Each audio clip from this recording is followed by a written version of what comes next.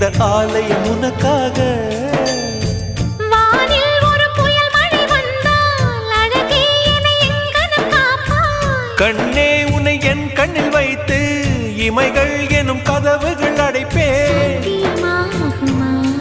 நான் சத்தியம் செய்யவா? தொடு தொடுவெனவே வானவில் என்னை தூரத்தில் அழைக்கின்ற நேரம். Uva, uva, uva, uva, uva, uva, uva, uva, uva.